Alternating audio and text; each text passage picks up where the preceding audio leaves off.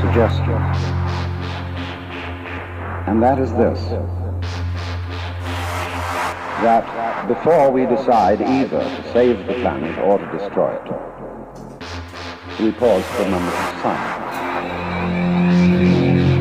I don't mean that kind of grim silence which one observes when somebody says such and such a famous person has just died, and we'll observe a moment of silence in his honor, and everybody frowns and thinks very serious thoughts. That's not silence at all. I mean real silence, in which we stop thinking and experience reality as reality is.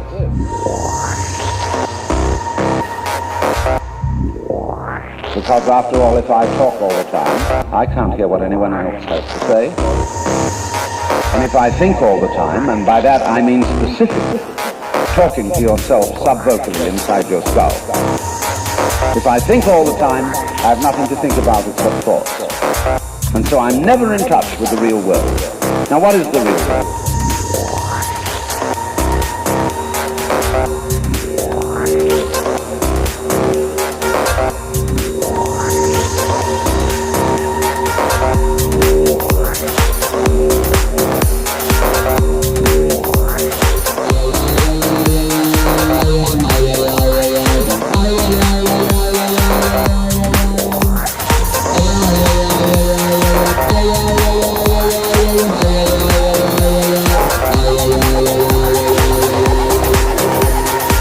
Some people have the theory that the real world is material or physical. They say it's made of kind of a stuff.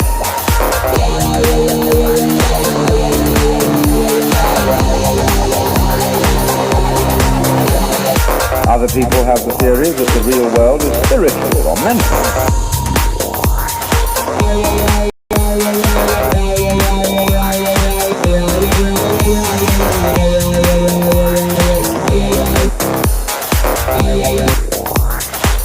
But I want you to point out that both those theories of the world are concepts. They are constructions of words.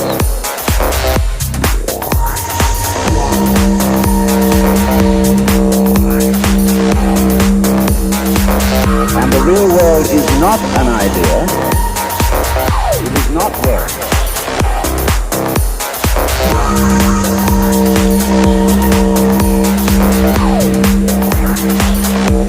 You will find, therefore, that if you get with reality, all sorts of illusions disappear.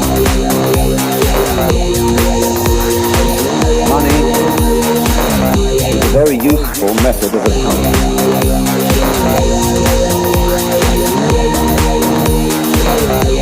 You cannot eat money. We are psychologically perverted in such a way that some of us would rather have money than real wealth. We confuse ourselves as living organisms with our idea of myself. That is to say, with a conception of myself which is called the personality or ego.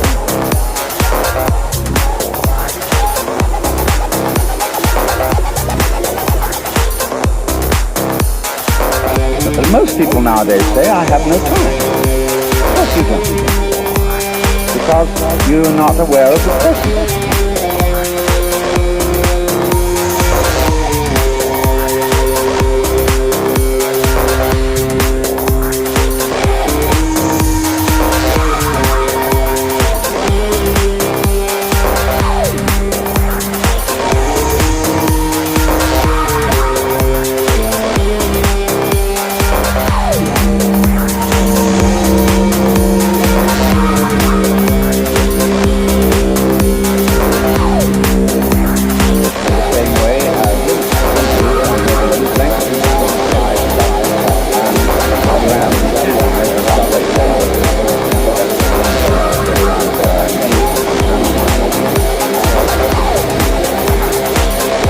We've all got excuses.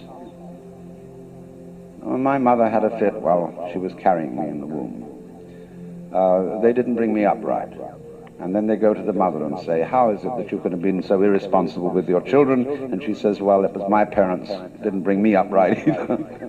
And so everybody passes the buck. But the truth of the matter is, it all begins here. This is where the creation begins. And you're doing it and won't admit it. Because, of course, you're all God in disguise.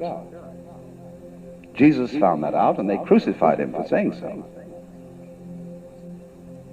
So this is a very odd thing for Westerners to understand, and particularly for Americans. Because we are so fixated on the future. When we say we want to put something down, we say it has no future. Well, do you? Much better to have a present. Because if you don't, it's useless to make plans. Because when they work out, you won't be there to enjoy them. You'll be thinking of something else. So we realize that we are living out of now and throwing the past behind us.